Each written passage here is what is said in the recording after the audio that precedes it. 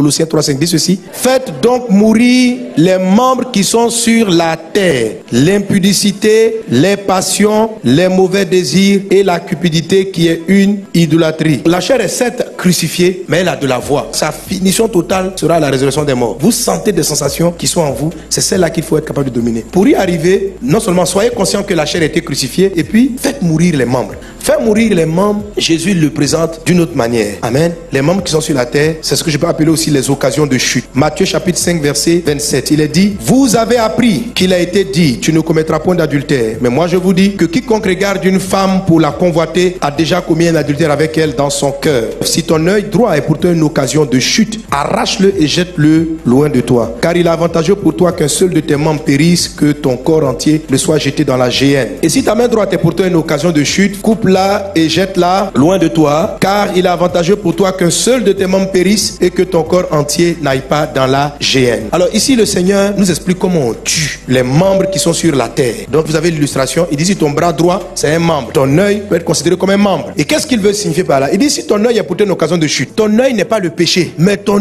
œil t'amène à pécher. Parce que Christ a vaincu le péché, c'est ce qui t'attire ou fait en sorte que tu pêches. Une occasion de chute. Jésus dit même si c'est ton œil, quand bien même ça sera ton bras droit qui est très utile, il est préférable pour toi d'être manchot, d'aller au paradis que d'avoir tes deux mains et d'aller en enfer. Alors c'est quoi les occasions de chute? En fait, s'il y a un péché que vous recommencez souvent, s'il y a des mauvais sentiments, vous devez voir qu'est-ce qui entraîne cette attitude. Et le Saint-Esprit va zoomer à chaque étape de vos vies ce qui vous fait pécher. Par exemple, tu vas te rendre compte que chaque fois que tu parles avec cette copine, tu deviens très léger. Tu commences à convoiter les hommes parce qu'elle va te parler de son gars, on est sorti ici, on a fait ça. C'est ta camarade, vous êtes amis depuis l'enfance, mais elle est pour toi une occasion de chute. Même si c'est ta camarade au point d'être ton bras droit, coupe cette relation, car il est préférable pour toi d'aller au ciel sans cette copine que d'aller en enfer avec elle. Elle ne te fait pas du bien. Et on garde ce genre de relation parce qu'on estime que un jour on va finir par les convertir. Le monsieur avec qui tu marches là, dès que tu le vois, tu dis Jésus t'aime. Lui, tout ce qu'il veut c'est de te draguer et de te voir dans son lit. Tu sais ce que tu fais? Coupe. Si tu travailles dans un endroit où ton directeur ne passe son temps qu'à vouloir te draguer, quitte le travail, démissionne. Tu dis mais pasteur, comment? Il est préférable pour toi d'aller chômeur au ciel que d'avoir un travail et d'aller en enfer. Pasteur, c'est lui qui paye mon loyer. Il est préférable pour toi de dormir dehors et d'aller au paradis que d'avoir un loyer payé et d'aller en enfer. Coupe les membres qui sont sur la terre. Tu veux voir Dieu agir dans ta vie? Coupe. Aie confiance au Seigneur. Coupe. Il y a certaines personnes, leurs membres, c'est leur ordinateur. Tant qu'ils sont là-dessus, leurs doigts ne font pas exprès, ça s'en va sur des sites pornographiques.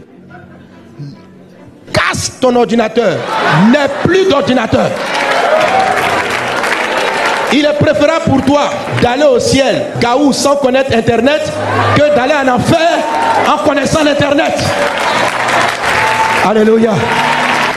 Qu'est-ce qui entraîne, qu'est-ce qui excite le péché? Qu'est-ce qui excite les œuvres de la chair? Détermine ce qu'elles sont. S'il y a quelque chose qui est dans ta vie, ça vient de quoi? Et puis arrête.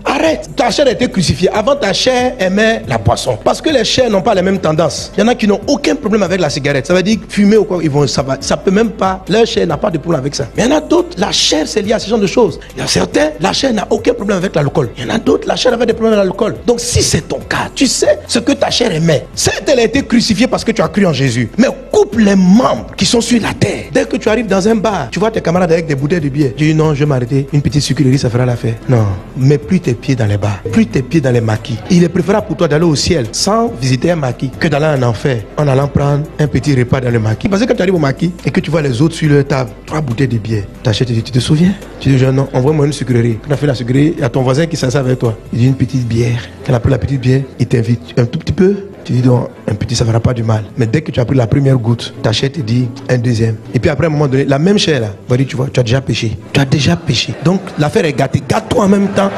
Gâte tout en même temps. C'est quoi la chair fait? La chair, elle va te dire, pêche tout petit peu. Une fois que tu as fait, elle va te dire, c'est pas péché, c'est déjà péché. Tu as bien un verre, c'est fini, non? Est-ce que tu es ivre? Tu te maîtrises. Après, elle va dire, essaye 2. Tu te contrôles. Et puis, quand tu as fait 3, elle dit, tu vois, tu as péché déjà. Dieu est triste. Il t'a pas dit de ne pas faire ça. Et puis, la chair t'accuse maintenant. Il t'a pas dit. Tu as déjà péché. Bon, comme tu as péché la pêche, finis le péché en même temps. Et puis après, on va demander pardon à Dieu.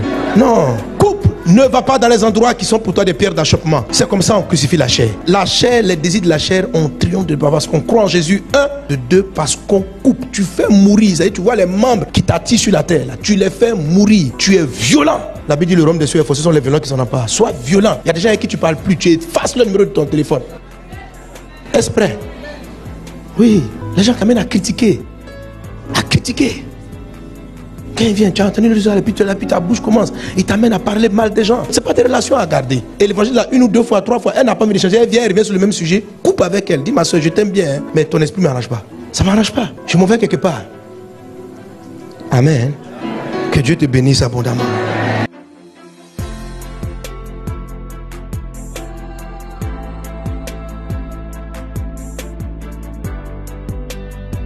Crucifier la chair ne va pas résoudre le problème parfaitement. Ça fait que tu triomphes des occasions de chute. Mais ce qu'il faut,